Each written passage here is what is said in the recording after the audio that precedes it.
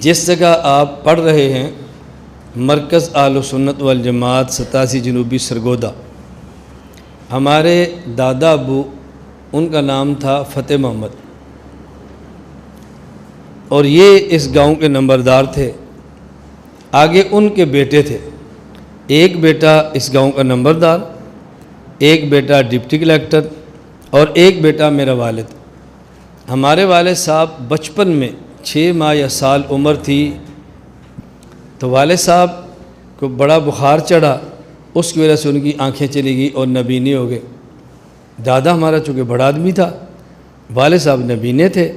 یہ میں وہ باتیں کہہ رہا ہوں جو ہم نے بچپن میں اپنے گاؤں کے بڑوں سے سنی ہیں۔ تو اس نے کہا یار میں کس کو بتاؤں، یہ میرا بیٹا ہے۔ ہم بیٹھے ہوتے ہیں، یہ اس کے اندر آ جاتا ہے۔ ہماری پھوپھی کی شادی ہوئی تھی گجرات۔ ہماری پھوپھی ہمارے والد صاحب سے کافی بڑی تھی۔ میرا اپنا اندازہ ہے کہ ان کے درمیان عمر کا کم از کم کو 25-30 سال کا فرق ہوگا، میرا اندازہ ہے، نہیں تو 15-20 کا تو ضروری تھا۔ تو وہ والد صاحب کو اپنے پاس گجرات لے گئی کہ اس کو میں لے جاتی ہوں، میں اس کو پڑھاتی ہوں، میرا بھائی ہے۔ بڑی بہن تھی اور بہت دیندار تھی، میں نے جا کر دیکھا ان کو گجرات میں، بہت دیندار تھی۔ غربا پروری، عورتوں کے ساتھ محبت، دین کا کام کرنا، مصلی پر بیٹھے رہنا، یہ ان کا ایک ذوق تھا۔ والد صاحب کو اپنے پاس لے گئی تو والد صاحب کو اس نے پڑھنے کے لیے داخل کیا سید عنایت اللہ شاہ بخاری صاحب کے پاس۔ تو ہمارے والد صاحب نے وہاں پڑھنا شروع کیا، قرآن کریم وہاں حفظ کیا، اس کے بعد پھر ترجمہ پڑھا، پھر والد صاحب عالم بنے۔ یہ جو اس وقت جامعہ البنات جس کی پرنسپل امیر شاہ ذکیہ ہیں، یہ والد صاحب نے بنایا تھا۔ گجرات سید عنایت اللہ شاہ بخاری صاحب کا جو بنات کا مدرسہ ہے نا، اس کے پہلے بانی اور استاد وہ ہمارے والد ہیں۔ حضرت شاہ صاحب کے بیٹے مولانا ضیاء اللہ شاہ بخاری صاحب یہ میرے والد کے شاگرد ہیں۔ شاہ صاحب کی 2 بیٹیاں تھیں اور دونوں میری ابا جی کی شاگرد تھیں۔ والد صاحب نے وہاں پڑھا اور پڑھاتے رہے، 25 سال تک شاہ صاحب کے پاس رہے ہیں۔ پہلا نکاح گجرات میں میرے والد صاحب کا شاہ صاحب نے کرایا تھا، وہ رشتہ نہ چل سکا، والد صاحب کا مزاج نہیں ملتا تھا، والد صاحب نے فارغ کر دیا۔ یہ پہلا رشتہ ہے، یعنی اس قدر ان کا آپس میں گہرا تعلق تھا۔ ہمارے والد صاحب کا بیعت کا تعلق تھا حضرت مولانا احمد علی لاہوری رحمۃ اللہ علیہ کے ساتھ۔ اب دیکھو پڑھا وہاں پر تھا اور بیعت کا تعلق یہاں تھا۔ اور حضرت والد صاحب نے دورہ تفسیر عنایت اللہ شاہ صاحب سے نہیں، یہ مولانا احمد علی لاہوری سے کیا تھا رحمۃ اللہ علیہ۔ اور والد صاحب ہمارے خوبصورت بھی بہت تھے اور قد بھی، یعنی میرا قد بہت چھوٹا ہے، قد بھی بڑا تھا اور آواز بہت خوبصورت تھی۔ والد صاحب نے کام شروع کیا، گجرات میں رہتے آپ نے کام شروع کیا۔ ہماری تایا کی بیٹی ایک ہوتی تھی وایاں والی، یہ گکھڑ منڈی کے ساتھ گاؤں ہے، میں جب حفظ کرتا تو پھر وہاں جاتا تھا، وہاں بریلویت بہت تھی۔ تو جب والد صاحب نے شروع میں وہاں کام کیا تو جہاں اپنی بھتیجی تھی ان کے گھر میں والد صاحب ٹینٹ لگا کر جمعہ پڑھاتے تھے، اور وہاں جا کر رمضان کی تراویح اور تراویح کے بعد درس قرآن دیتے تھے۔ آج اس گاؤں میں غالباً 2 یا 3 مساجد ہماری ہیں، اگر زیادہ نہیں تو 30% دیوبندی یقیناً آج موجود ہیں۔ اس گاؤں میں بھی کام کیا۔ یہ ہمارے والد صاحب کا ایک پس منظر تھا۔ اور جب یہ مسئلہ اٹھا حیات النبی صلی اللہ علیہ وسلم کا تو والد صاحب رحمۃ اللہ علیہ نے حضرت شاہ صاحب سے اجازت لے لی اور 25 سالہ رفاقت کو مسئلہ حیات النبی پر قربان کر دیا۔ نبینا بندہ، نبینا 25 سالہ رفاقت کو نبینے بندے نے اس عقیدے پر قربان کیا۔ پھر والد صاحب گجرات کو چھوڑ کر یہاں آئے۔ ہمارے گاؤں کے جو امام مسجد تھے وہ بریلوی تھے اور 4 رکعتیں ایک سلام سے تراویح پڑھاتے تھے اور بدعات کا رواج تھا۔ والد صاحب نے کام گاؤں میں شروع کیا تو گاؤں والی مسجد میں والد صاحب کامیاب نہیں ہو سکے کیونکہ برادری ہم نوا نہیں تھی اور امام صاحب ذوقے نہیں تھے۔ پھر والد صاحب جو مسجد بنی ہے نا، یہ موجودہ مسجد چھوٹی اس لیے ہے کہ اتنی سی مسجد وہ ہے جو والد صاحب نے خود بنوائی تھی، اور وہ اصل مسجد میں نے دیکھی ہے، اس کا جو چھت تھا اس چھت کے اوپر یہ گنا ہوتا ہے نا، گنا، یہ گنا چھت کے اوپر ہوتا تھا، اور اس کے جو دروازے ہوتے تھے یہ پھٹیاں توڑ توڑ کے بنائے گئے تھے۔ اور یہ 7 قبرستان ہے۔ والد صاحب اس قبرستان میں بیٹھتے، پہلے تو مسجد بھی نہیں تھی نا، قبرستان میں بیٹھتے، درمیان میں لائٹ ہوتی، صفیں بچھی ہوتی اور طلبہ وہاں بیٹھ کے قرآن کریم سبق یاد کرتے تھے۔ یہ وہ ہے جو میں نے اپنی آنکھوں میں دیکھا ہے۔ اب مجھ سے پہلے کتنا عجیب دور ہوگا آپ سوچ بھی نہیں سکتے۔ کھانے کا انتظام ہوتا نہیں تھا، کچھ روٹیاں ہماری امی پکاتی تھی اور کچھ روٹیاں بازار میں، اب گاؤں میں ایک ایک گھر سے طلبہ جمع کر کے لاتے تھے۔ ایک برتن ہوتا جس میں ساگ بھی ہے، دال بھی ہے، گوشت بھی ہے، سب کچھ ہے، اور ایک برتن میں روٹیاں ہوتی تھی، اور صبح لسی جمع کرتے۔ یوں کام شروع کیا۔ ہمارے اس علاقے میں یہ وہ باتیں جو میں نے دیکھی ہیں۔ اب دیکھو نا، مجھ سے پہلے کا دور کتنا عجیب ہوگا، چونکہ والد صاحب شادی سے پہلے یہاں پر آئے ہیں، پھر یہاں شادی کی ہے، اس کے بعد مجھ سے بڑے بھائی 2 ہیں، پھر ہماری ہمشیرہ تھی، ہم نے نہیں دیکھی، بچپن میں فوت ہو گئی۔ یہ تو میں اپنے دور کی بات کہہ رہا ہوں۔ تانگا گھوڑا یہاں سے کرائے پہ لیتے اور ساتھ والے دیہاتوں میں جاتے، کوئی ہم عنوان نہیں ہوتا تھا، چوک میں تانگا کھڑا کرتے، کرائے کا سپیکر لگا ہوتا اور والد صاحب تانگے پر بیٹھ کے تقریر کرتے تھے۔ یہ بات آپ مان سکتے ہیں؟ لوگ کہتے ہیں جی کام کیسے کریں، ہمارے پاس جگہ نہیں۔ یہ تو میں نے اپنے باپ کو یوں کام کرتے دیکھا ہے۔ تانگے گھوڑے پر بیٹھے ہیں اور تانگے کے اوپر سپیکر لگا ہوا ہے اور چوک میں سپیکر تانگا گھوڑا ہے، اور والد صاحب قرآن پڑھتے اور توحید بیان کرتے تھے اور کھل کے دین کی خدمت کرتے۔ یہ کتنا مشکل کام تھا۔ یوں کام شروع کیا۔ جب 25 سالہ رفاقت مسئلہ حیات پہ قربان کر دی والد صاحب نے، تو حضرت شاہ صاحب کے ساتھ ہوتے تھے حضرت امام اہل سنت والجماعت شیخ التفسیر والحدیث مولانا سرفراز خان صفدر، یہ سارے اکٹھے ہوتے تھے۔ مولانا نذیر اللہ خان رحمۃ اللہ علیہ گجرات والے، جن کا مدرسہ حیات النبی، جس کی موت میں مولانا عبداللہ خان بشیر صاحب ہیں، یہ سب اکٹھے ہوتے تھے نا شروع میں۔ جب یہ مسئلہ اٹھا، یہ لوگ جدا جدا ہو گئے۔ پھر والد صاحب رحمۃ اللہ علیہ نے شاہ صاحب سے تعلق توڑا اور باضابطہ تعلق امام اہل سنت سے گکھڑ منڈی جوڑا۔ جب بھی کوئی مسئلہ پیش آتا تھا، یا گجرات مولانا نذیر اللہ خان صاحب کہہ جاتے، اور یا پھر گکھڑ منڈی حضرت شیخ سرفراز صاحب پاس جاتے تھے۔ اور میں خود عنایت اللہ شاہ صاحب کی موجودگی میں گجرات گیا ہوں، میں نے اپنی آنکھوں سے یہ منظر دیکھا ہے۔ جب جاتے تو شاہ صاحب میرے ابا جی کی جوتی اٹھاتے تھے، اور ابا جی فرماتے شاہ صاحب آپ ایسا نہ کریں، میرے استاد ہیں۔ وہ فرماتے نہیں، میرے بیٹے کا استاد ہے۔ یہ میں نے یعنی ادب نہیں چھوڑا، احترام نہیں چھوڑا، لیکن عقیدے پر جدائی اختیار کر لی، قربتیں چھوڑ دیں، جدائی اختیار کر لی۔ میں یہ بتا رہا تھا کہ مسئلہ حیات النبی کی وجہ سے ہمارے نابینے والد نے 25 سالہ تعلق کو قربان کیا اور گجرات کے بڑے مرکز کو چھوڑ کر چھوٹے سے دیہات میں ڈیرا لگایا۔ یہ پس منظر ہے یہاں پر اس عقیدے کے چلنے کا۔ وَكَانَ أَبُوهُمَا صَالِحًا، اب سمجھ آئی؟ ورنہ میرا تو ان موضوعات سے کوئی تعلق ہی نہیں تھا، نہ تو میری کسی سے لڑائی ہے، نہ کسی سے جھگڑا ہے۔ آپ نے یہاں دیکھا ہی ہے، کوئی آپ نے کوئی بریلوی دیکھا ہو، غیر مقلد دیکھا ہو، ہمارے علاقے میں اختلاف کچھ بھی نہیں۔ مجھے خود ساتھی پوچھتے کہ آپ نے کیسے کام شروع کیا، میں نے کہا میرے کام کرنے کی کوئی وجہ ہی نہیں ہے، بس والد نے قربانی دی تھی، وہ دنیا سے چلے گئے، اللہ نے ان کی جگہ پر ہمیں کام کے لیے قبول فرما لیا۔ اس کے علاوہ کوئی وجہ مجھے سمجھ نہیں آتی، نہ کسی میری ٹکر ہے، نہ کسی میرا جھگڑا ہے، نہ ہمارا کسی سے پھڈا ہے۔ بس اللہ نے رخ بنا دیا کہ یہ کام کرنا چاہیے، اللہ نے مسئلہ سمجھا دیا، مسئلہ سمجھانا چاہیے، رخ بھی مل گیا، اور اللہ نے عقائد پر شرح صدر بھی عطا فرما دی۔ یہ ہے وَكَانَ أَبُوهُمَا صَالِحًا۔ اب اللہ نے کام لینا تھا، ہوا۔ ایک وقت آیا مجھ پر کیس ہو گیا، میں جیل میں چلا گیا، اور حالات ایسے شدید ہو گئے کہ مجھے پورا یقین تھا کہ یا میں نکلوں گا نہیں، اور نکل گیا تو شاید میں زندہ نہ رہوں، اگر رہا تو میں اس جگہ پہ نہیں رہ سکتا، حالات بہت خطرناک ہیں۔ میں نے جیل کے اندر سے مختار نامہ باہر لے کر بھیج دیا کہ ہماری زمین کو بیچ دیا جائے، تاکہ جب میں باہر ہوں تو میرے پاس پیسے موجود ہوں اور ہم یہاں سے نکل کر کسی اور جگہ چلے جائیں، یہاں ہم نہیں رہ سکتے۔ اللہ کی شان، کوشش کے باوجود بھی یہ زمین نہیں بکی، کوشش بھی کی لیکن زمین پھر بھی نہیں بکی۔ اللہ نے یہاں سے کام لینا تھا۔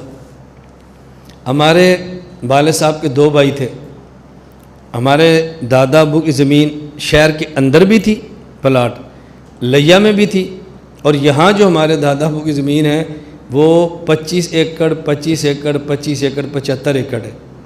25 ایکڑ کا ایک مربع ہوتا ہے، 3 مربع زمین ہے، 2 مربع گاؤں سے بالکل اس طرف ہے اور 1 مربع سڑک کے اوپر ہے۔ ان میں سے 1 مربع ایک بیٹے کو دیا، 1 مربع ایک بیٹے کو دیا، 25 ایکڑ۔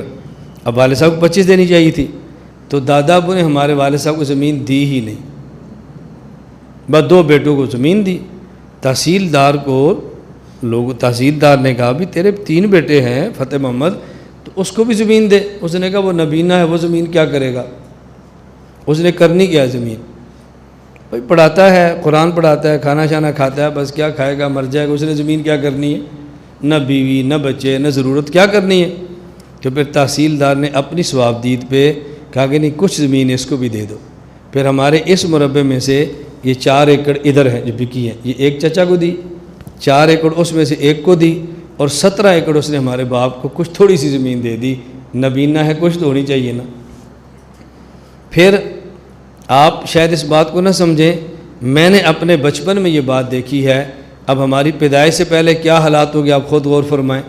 ہمارے بچپن تک کے حالات یہ تھے کہ لوگ سڑک کی زمین نہیں لیتے تھے، سڑک سے دور کی زمین لیتے، جو سڑک کی زمین ہے نا وہ نہیں لیتے تھے۔ چوری ہوتی ہے، بسیں ہوتی ہیں، نقصان ہوتا ہے، ان کو جٹ زمینیں لیتے نہیں تھے۔ تو ہمارے دادا ابو نے جو سڑک سے دور تھی وہ چچاؤں کو دی تھی، اور جو سڑک والی تھی وہ نبینے کو دے دی۔ یہ اس کے حوالے کی اس کو دے دو جو کوئی نہیں لیتا۔ تو یہ وہ زمین ہے جس کو کوئی نہیں لیتا تھا۔ اب دیکھو اللہ کے علم میں تھا نا یہاں کام ہونا کیا ہے۔ اب ہمیں وہی زمین سڑک کے اس طرح ملی ہوتی، آپ کے لیے آنا کتنا مشکل تھا، رکھنا کتنا مشکل تھا، رہائش کتنی مشکل گئی۔ اللہ کے علم میں تھا کہ نہیں اس مرکز کو سڑک کے اوپر بنانا ہے، پارکنگ آسان ہو، پہنچنا آسان ہو، کام آسان ہو۔ یہ میں نے مختصر سا پس منظر بیان کیا ہے۔ اللہ رب العزت نے ان کی برکت سے یہاں پہ کام چلا ہے، اور میں نے خود اپنے نبینے والد کو دیکھا ہے۔ ہم بس پہ جاتے، گاڑی میں کوئی مانگنے والا آتا تو والد صاحب مجھ سے پوچھتے یہ نبینا ہے؟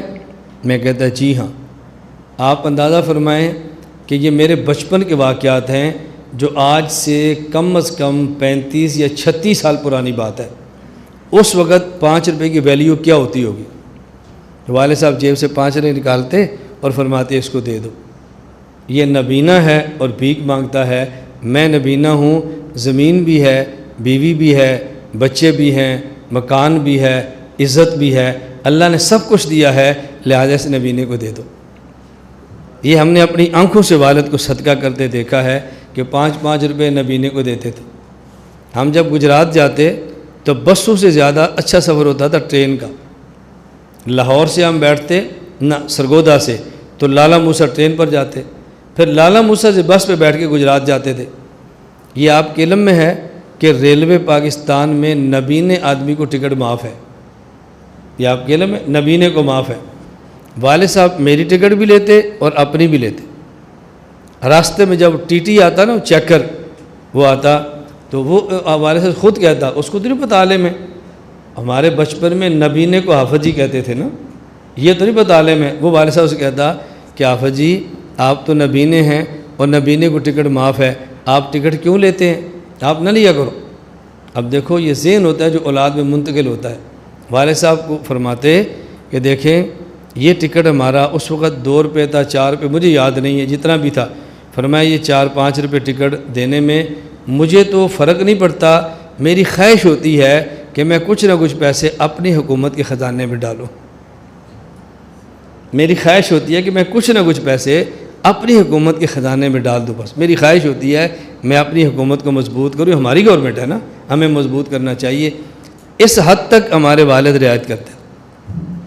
میں درجہ ثالثہ میں تھا کراچی میں، تو والد صاحب بہت بیمار ہو گئے، بس وہ ہڈیوں کی تکلیف تھی، درد بڑی شروع ہو گئی، تو خط لکھا کہ آپ آؤ، اور والد صاحب نے کہا جب تک وہ نہیں آئے گا میں آپریشن نہیں کراؤں گا، وہ آئے گا تو کراؤں گا۔ حالانکہ بڑے بھائی 2 موجود تھے۔ میں جب آ گیا میں ہسپتال لے گیا، چیک کرایا، آپریشن تجویز ہوا، میں والد صاحب خدمت کرتا رہا۔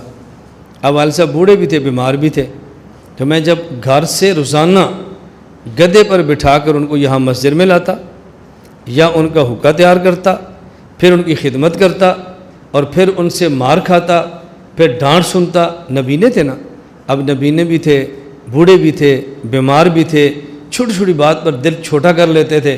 میں سنتا رہتا تھا، پھر گدے پر بٹھاتا اور شام کو پھر گھر لے جاتا۔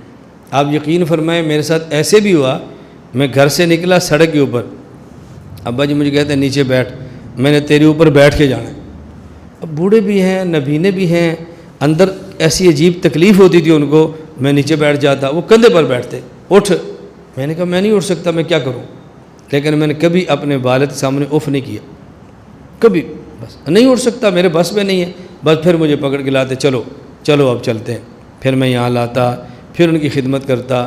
اور رات کو بسا اوقات شدید گرمی میں، اس وقت تو ہمارے یہاں پنکھے ہوتے نہیں تھے، ہاتھ والے پنکھے تھے، تو شدید گرمی میں چارپائی پر ہوتے تو والد صاحب رحمۃ اللہ علیہ اپنی قمیص اتار کے ننگا جسم کرتے، قمیص، اور میری قمیص اتار کے میرا جسم ننگا کرتے، اور جسم کے ساتھ جسم ملاتے، مجھے فرماتے تیرے جسم میں جسم ملاتا ہوں نا مجھے سکون بہت ملتا ہے۔ اب بتائیں ان کو تو سکون ملتا ہے، مجھے کتنی تکلیف ہوتی ہوگی؟ یعنی آدمی ہو اولا ثانیہ میں بچہ ہو اور گرمی بھی ہو اور بوڑھا باپ یوں کرے، تکلیف کتنی ہوتی ہے؟ میں نے کبھی اف نہیں کی۔ میں کہا ابا جی کو سکھ ملتا ہے تو ٹھیک ہے، والد صاحب کو سکون ملتا ہے تو ٹھیک ہے، میں نے کبھی اف نہیں کی، اللہ گواہ ہے۔ بس میں یوں والد صاحب کے ساتھ چلتا تھا، علاج میں بھی ساتھ رہا، خدمت میں بھی ساتھ رہا، اور آخر دم تک۔ بس پھر رمضان آ گیا، پھر بہت شدید بیمار ہو گئے، تو میں نے اللہ سے دعا کی، یا اللہ ہمارے والد کو صحت عطا فرما، اگر موت ہی دینی ہے تو رمضان میں دے دے، اگر موت دینی ہے تو رمضان میں موت دے دے، اے اللہ جنت کی موت تو ہو۔ بس اسی رمضان میں غالباً 26-27 رمضان تک والد صاحب کا انتقال ہو گیا، اور اس کے بعد پھر والد صاحب کو ہم نے یہاں دفن کیا، اب ان کی قبر یہاں پر ہے۔ میں والد صاحب فوت ہو گئے، اب پھر ہماری والدہ تھی۔ دنیا میں بہت مائیں ہوں گی، ہر بندے کو اپنی ماں بڑی اچھی لگتی ہے، لیکن جس طرح میں نے اپنی ماں دیکھی ہے نا، بس ایسی ماں اللہ ہر کسی کو عطا فرماتا۔ صبح اٹھ کے تہجد پڑھنا، 1000 دانے کے تسبیح پر ذکر کرنا، اور پھر قرآن کی تلاوت کرنی، اور ساتھ دودھ بلوتے رہنا، اور پھر دودھ نکالنا، اور پھر صبح سب کو کھانا کھلانا، پھر اپنے ڈیرے پر آنا، یا اپنی بھینسوں کا گویا تھاپنا اور یہاں رہنا، اس کے بعد پھر جانا، اور گاؤں سے لے کر ڈیرے تک راستے میں جتنی غریب عورتیں تھیں، ہر غریب عورت کے پاس روزانہ تھوڑی تھوڑی دیر بیٹھنا۔ یہ میں نے اپنی ماں کو دیکھا، غریب عورتوں کے پاس بیٹھتے رہنا اور ملتے، اتنی غم خار عورت تھی نا، بس غریب عورتیں ایسے نا فدا تھی ہماری والدہ کے اوپر، حالانکہ بالکل ان پڑھ تھی، سوائے سادہ قرآن کے ایک لفظ بھی پڑھنا نہیں جانتی تھی، بالکل ان پڑھ، یوں والدہ نے خدمت کی۔ اب میں کراچی تھا، والد صاحب بہت ہو گئے، پیچھے والدہ تھی، میں فیصل آباد جامعہ امدادیہ داخلہ لی رابعہ میں۔ آپ یقین فرمائیں میں 1 مہینے کے بعد آیا گھر پہ، ہماری بہن بھی نہیں تھی، ہماری بھابھی بھی نہیں تھی، کسی بڑے بھائی کی شادی نہیں تھی، والدہ استنجا تک نہیں کر سکتی، اتنی بیمار تھی، چارپائی سے اٹھنا مشکل تھا، اتنی بیمار تھی۔ تو میں جمعرات کو آیا تو میں نے کہا امی آپ مجھے بتا ہی تھی بیمار ہے، مجھے خط ہی لکھ دیتی۔ اتنی شدید بیماری میں بھی ماں کہتی تمہارے آنے سے میں نے ٹھیک نہیں ہونا تھا، میرا دل کرتا تھا میرے بچے کا نقصان ہو، بس تم دین پڑھو، مجھے اسی میں خوشی۔ دیکھو کیسی عجیب ماں ہے۔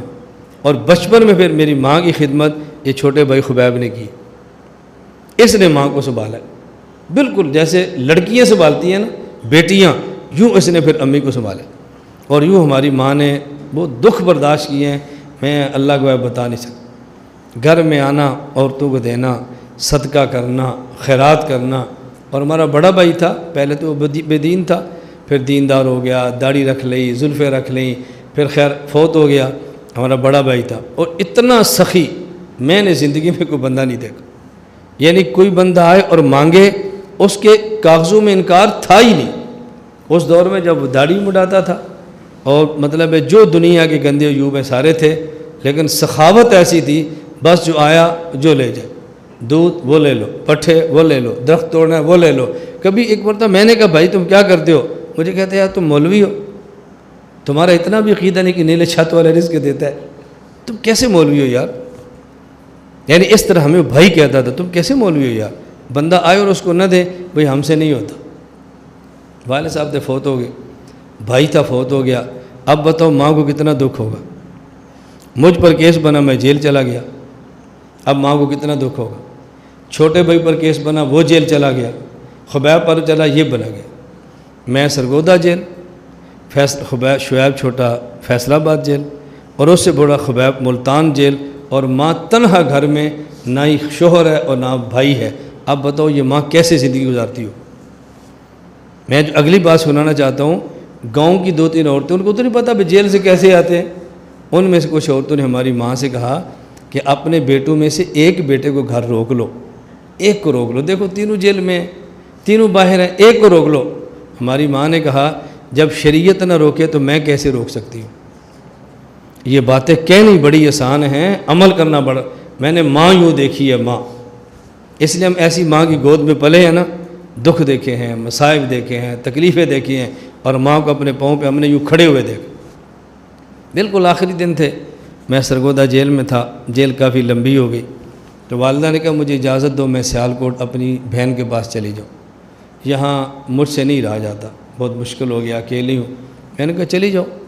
امی سیالکوٹ چلے گی، اس میری شادی بھی ہو گئی تھی، میری ایک چھوٹی بیٹی بھی تھی، تو میں نے بیوی سے کہا تم سیالکوٹ چلی جاؤ، امی کی خدمت کرو۔ جب وہاں گئی تو میری ماں نے کہا تم واپس جاؤ، تم نے تب آنا ہے جب الیاس ہے، تم دونوں نے اکٹھا آنا ہے، اکیلی کو میں نہیں دیکھ سکتی، تم ادھر ہی جاؤ۔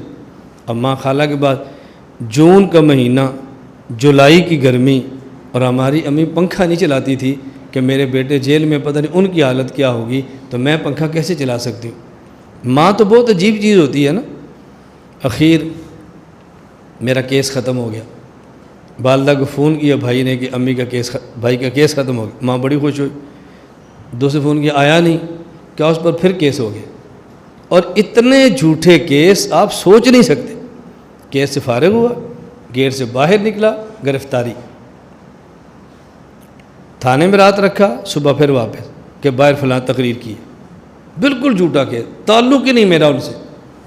چلو جی ضمانت کرا لی، نظر بندی 3 ماہ کی، وہ ختم ہو گئی۔ امی سے پوچھ کیا بنا؟ کہا کیس ہے۔ ماں پھر گر گئی۔ ضمانت ہوگی، بہت خوش ہوئی۔ اب کیا ہوا؟ 3 ماہ نظر بند ہو گیا، ماں پھر گر گئی۔ 3 مہینے ختم ہوئے، جی کل آنا ہے۔ کیا بنا؟ کہا جی 2 مہینے کی اور نظر بندی آ گئی۔ امی پھر گر گئی، آج آتا ہے کل آتا ہے، آج آتا ہے کل آتا ہے، پھر گر گئی۔ جب وہ ختم ہوئی، باہر نکلا، پھر کیس بن گیا۔ امی نے پوچھا اب کیا ہوا؟ کہا جی چھوٹا سا کیس ہے، 2 دن بعد آ جائے گا۔ امی نے کہا اب نہیں آتا، بس فوت ہو گئی۔ انہوں نے کہا اب نہیں آتا۔ پھر مجھے ہم نے رابطہ کیا تو جیل میں آئے ہمارے دوست، انہوں نے کہا جی ہم نے سرگودا انتظامیہ سے بات کی ہے، اگر آپ امی کے جنازے میں جانا چاہتے ہیں پیرول پر ہم بھیج دیتے ہیں، لیکن اس کے لیے ماں کو سرگودا لاؤ۔ ہمارے ہاں حنفیہ کے مسلک مذہب یہ ہے انتقال میت مکروہ ہے۔ میں نے کہا میں والدہ کا جنازہ چھوڑ سکتا ہوں، ماں کی میت کو منتقل کر کے مکروہ کا ارتکاب نہیں کر سکتا۔ بس میری ماں کو وہیں دفن کر دو، جنت میں دیکھ لیں گے، نہ منہ دیکھیں گے تو کیا ہوا، وہ لوگ جنازہ پڑھیں گے، ہم قبر میں، ہم جیل میں دعا کرتے رہیں گے۔ میں نے ماں کا جنازہ چھوڑا ہے لیکن انتقال میت کے لیے تیار نہیں ہوا۔ اب یہ باہر جا کر بتاؤ نا کسی کو کہ وہ بندہ یوں شریعت پہ ڈٹا ہے، یوں قائم رہا ہے، پھر آپ کو سمجھ آئے نا کہ اسلاف اور اکابر کی تاریخ کیسے دہرائی جاتی ہے۔ والدہ فوت ہو گئی، 2 دن بعد میں بھی رہا ہو گیا۔ میں پھر رہا ہوا، سیدھا امی کی قبر پہ گیا، فاتحہ پڑھی، خیر آگے یہ سلسلہ چلتا رہتا ہے۔ میں صرف گزارش ہی کر رہا تھا کہ ہم نے اس ماحول میں کام کیا ہے، ان حالات میں کام کیا ہے، اور جو کام لے کر چلے ہیں نا وہ چھوڑا نہیں۔ یہ پس منظر ہے جس کی بنیاد پر کام ہے، اور جس کو اس پس منظر کا نہیں نہ پتہ وہ یہی سمجھے گا کہ پراڈو ہے، اے سی ہے، سفید کپڑے ہیں، بڑی عیاشی ہے۔ ان کو پتہ ہی نہیں کہ ہم کن مراحل سے گزر کے یہاں تک پہنچے ہیں، اور ابھی کن مراحل سے گزر رہے ہیں۔ موجودہ مراحل میں آپ کو سنا نہیں سکتا کہ شاید آپ کل اختتام سے پہلے ہی دوڑ جائیں تو اسی شاید اختتام سے پہلے ہی یادیں دوڑ جائیں کہ یار کو مسئلہ نہ کھڑا ہو، ہم کہاں کھنسے پڑے ہیں۔ اس لیے موجودہ مشکلات میں آپ کو بتاتا ہی نہیں ہوں، وہ بتاتا ہوں جو گزر گئی ہیں بس۔ اللہ تعالیٰ آئندہ آپ کی بھی حفاظت فرمائے، اور اللہ ہماری بھی حفاظت فرمائے۔ اللہ ہم سب کو دین کی خدمت کے لیے قبول فرمائے۔